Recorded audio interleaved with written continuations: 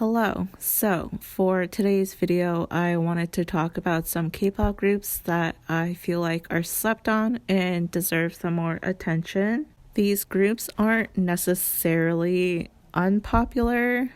Some I wouldn't even consider unknown necessarily. I just think that they aren't as well known as I feel like they should be. But without further ado, let's just get into it. First group up is KARD. They are one of the first co-ed groups ever, and I'm pretty sure currently they're the only co-ed group active. So they had some smooth beginnings with their debut project Onana. Another thing that makes KARD different is that instead of having a fixed lineup from the beginning, their concept from the beginning was to have one hidden member revealed with each project release up until their official debut. The first hidden member that was released was Hyo Youngji, who used to be part of Kara, but for some reason unknown to the public, she didn't end up debuting with the group. In fact, the hidden card thing wasn't really talked about after that. The group ended up debuting with the 4 original members. The rest of 2017 was pretty good for them. They even received a Rookie of the Year award. However, since then, I feel like they've flown under the radar. They had a lot more success with international fans than they did in Korea. I think that it's just a harder market in Korea to have success as a co-ed group.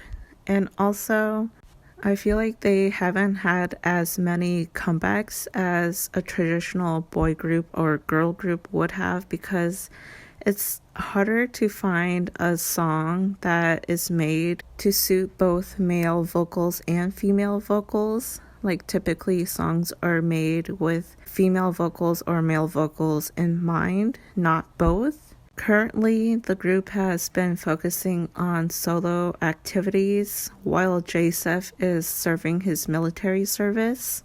I am hoping for a group comeback once JSEF is released from military service, but I just think that they are slept on, especially in Korea.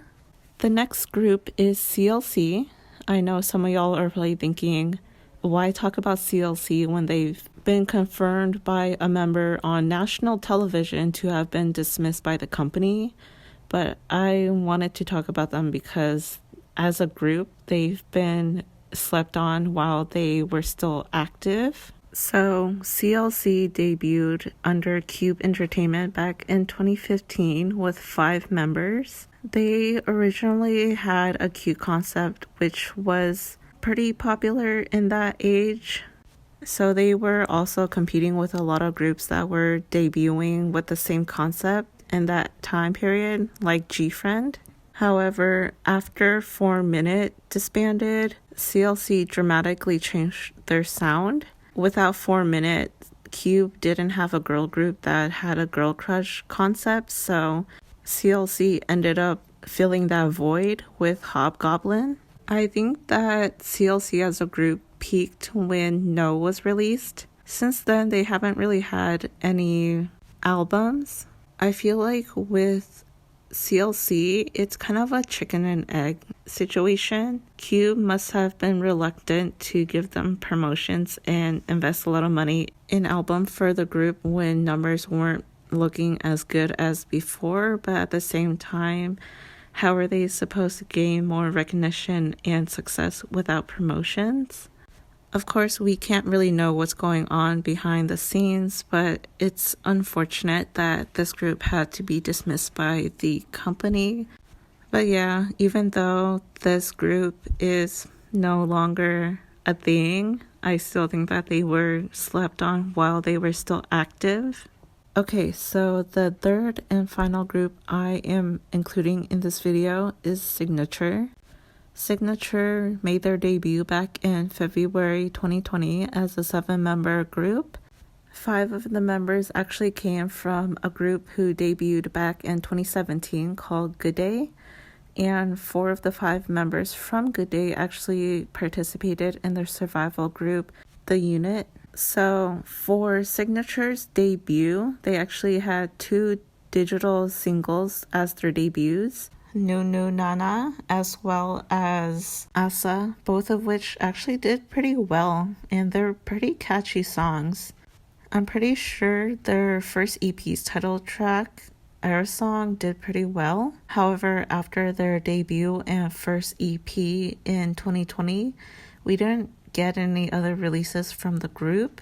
Leading into 2021, we still didn't get any news from them until unexpectedly in April, Ya and Sun suddenly left the group and terminated their contracts.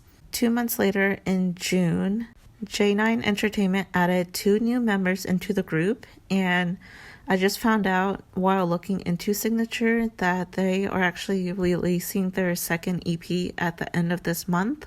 Like I said, I personally really liked their debut singles and the title track for their first EP, but I feel like this group was put in a tough spot. First of all, it's really tough on a rookie group to take a significant amount of time off without a comeback. And for Signature, it's been way over a year. With Signature not releasing anything for so long, and most rookie groups following this formula where they overload a lot of content in the beginning and then slowly wind down a little bit as they gain more popularity and experience, I feel like they might not be able to catch up to other groups that debuted roughly around the time they did. Secondly, lineup changes can be pretty tough for a group. There are some situations where it does end up working out for the group. For example, EXID originally debuted with 6 members, but 3 of the members ended up leaving the group and 2 members were added to the group, and EXID ended up pretty popular.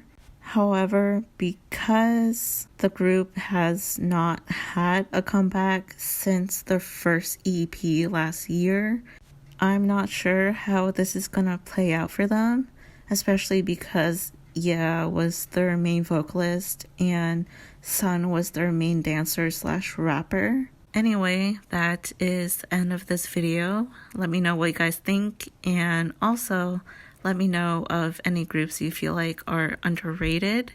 But yeah, I will see you guys in the next video.